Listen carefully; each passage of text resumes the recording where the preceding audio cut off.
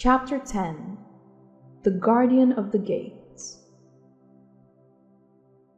It was some time before the Cowardly Lion awakened, for he had lain among the poppies a long while, breathing in their deadly fragrance. But when he did open his eyes and roll off the truck, he was very glad to find himself still alive. "I ran as fast as I could," he said, sitting down and yawning. "But the flowers were too strong for me. How did you get me out?"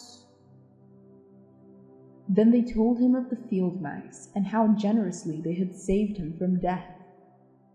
And the Cowardly Lion laughed and said, "I have always thought myself very big and terrible, yet such little things as flowers came near to killing me, and such small animals as mice have saved my life. How strange it all is! But comrades, what shall we do now?" "We must journey on until we find the road of yellow brick again," said Dorothy, "and then we can keep on to the Emerald City." So, the lion being fully refreshed and feeling quite himself again, they all started upon the journey, greatly enjoying the walk through the soft, fresh grass. And it was not long before they reached the road of yellow brick and turned again toward the Emerald City, where the great Oz dwelt. The road was smooth and well paved now, and the country about was beautiful, so that the travelers rejoiced in leaving the forest far behind, and with it the many dangers they had met in its gloomy shades.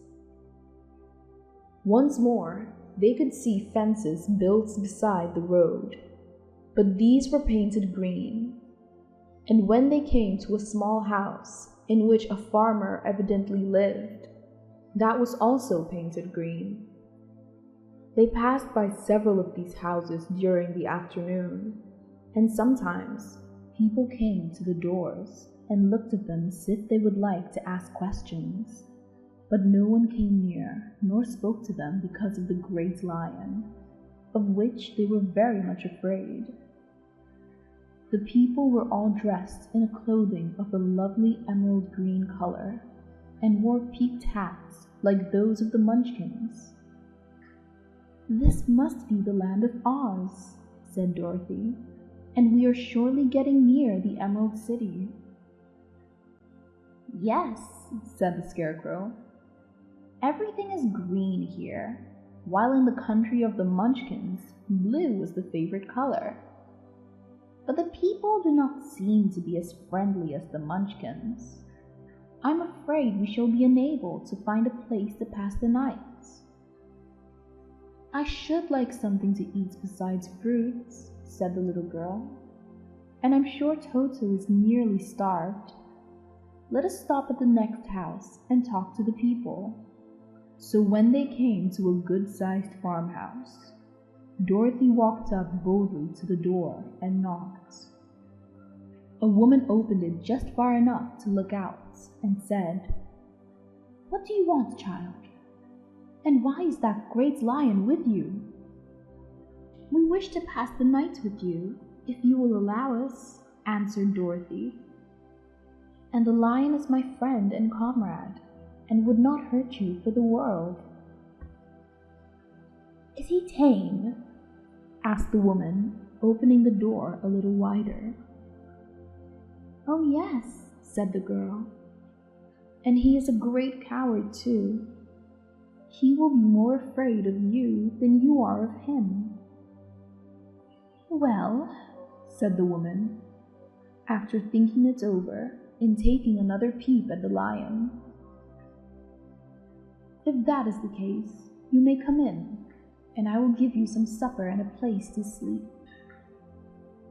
So they all entered the house, where there were, besides the woman, 2 children and a man.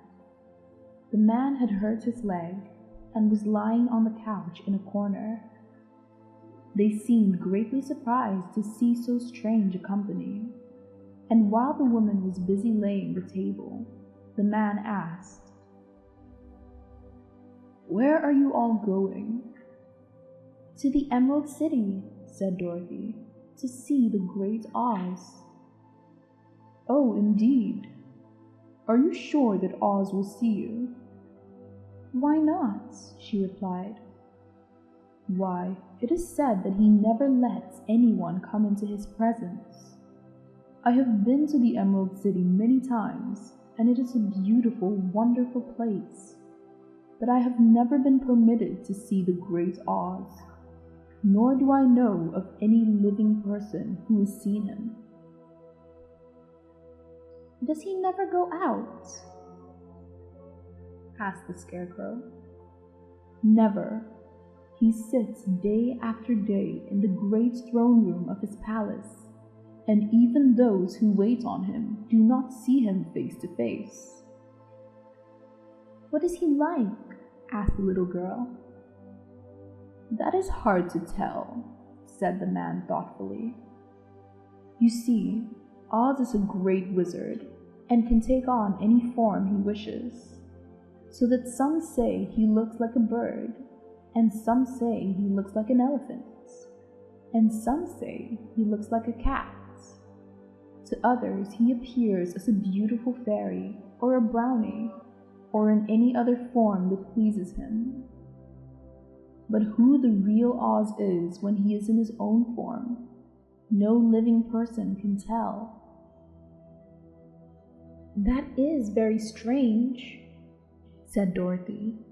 "But we must try in some way to see him, or we shall have made our journey for nothing." "Why do you wish to see the terrible Oz?" "I want him to give me some brains," said the Scarecrow eagerly. "Oh, Oz could do that easily enough," declared the man. "He has more brains than he needs." "And I want him to give me a heart," said the Tin Woodman. "That shall not trouble him," continued the man, "for Oz has a large collection of hearts of all shapes and sizes." "And I want him to give me courage," said the Cowardly Lion. "Oz keeps a great pot of courage in his throne room," said the man, "which he has covered with a great plate to keep it from running over. He will be glad to give you some." "And I want him to send me back to Kansas," said Dorothy. "Where is Kansas?" asked the man with surprise. "I don't know," replied Dorothy sorrowfully. "But it is my home, and I'm sure it's somewhere."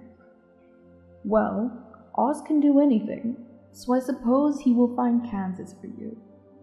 But first you must get to see him, and that will be a hard task, for the great wizard does not like to see anyone, and he usually has his own way. But what do you want?" he continued, speaking to Toto. Toto only wagged his tail, for strange to say, he could not speak. The woman now called to them that supper was ready, so they gathered around the table, and Dorothy ate some delicious porridge, and a dish of scrambled eggs, and a plate of nice white bread, and enjoyed her meal.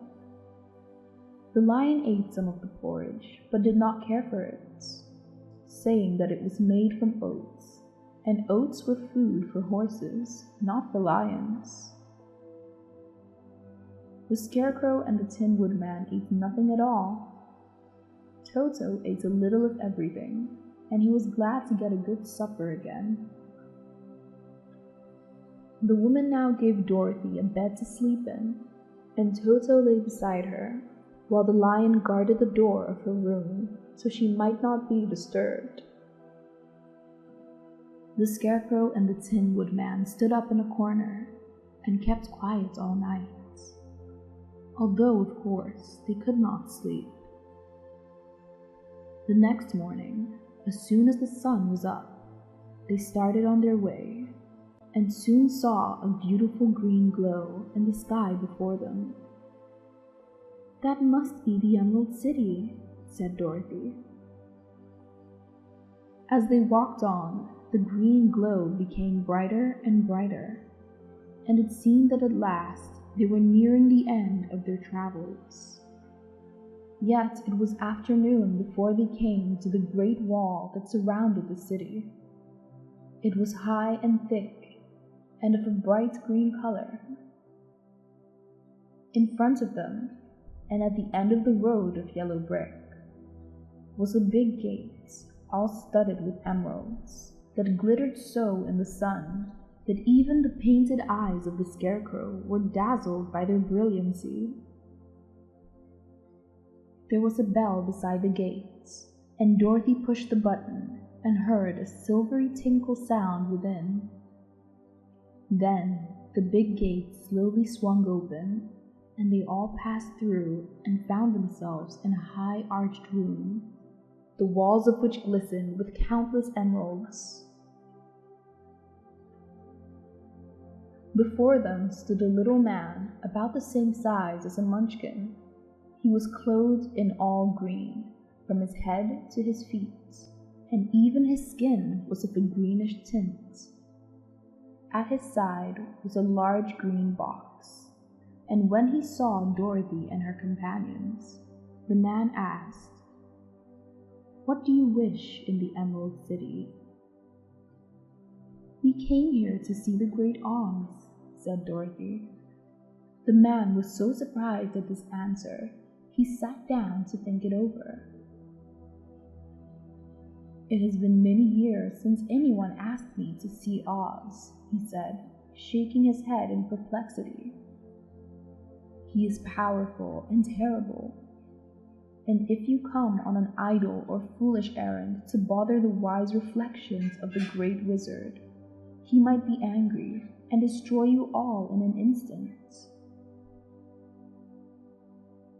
"But it is not a foolish errand, nor an idle one," replied the Scarecrow. "It is important, and we have been told that Oz is a good wizard." "So he is," said the Green Man, "and he rules the Emerald City wisely and well. But to those who are not honest, or who approach him from curiosity, he is most terrible, and few have ever dared ask to see his face. I am the guardian of the gates, and since you demand to see the Great Oz, I must take you to his palace. But first, you must put on the spectacles." "Why?" asked Dorothy. "Because if you did not wear the spectacles, the brightness and glory of the Emerald City would blind you. Even those who live in the city must wear spectacles day and night. They are all locked on, for Oz so ordered it when the city was first built, and I have the only key that will unlock them." He opened the big box, and Dorothy saw that it was filled with spectacles of every shape and size. All of them had green glasses in them. The guardian of the gates found a pair that would fit Dorothy and put them over her eyes. There were 2 golden bands fastened to them that passed around the back of her head, where they locked together by a little key that was at the end of a chain the guardian of the gates wore around his neck. When they were on, Dorothy could not take them off had she wished, but of course she did not wish to be blinded by the glare of the Emerald City, so she said nothing. Then the Green Man fitted spectacles for the Scarecrow and the Tin Woodman and the Lion, and even on little Toto, and all were locked fast with the key. Then the guardian of the gates put on his own glasses and told them. Then the guardian of the gates put on his own glasses and told them he was ready to show them the palace. Taking a big golden key from a peg on the wall, he opened another gate, and they all followed him through the portal into the streets of the Emerald City.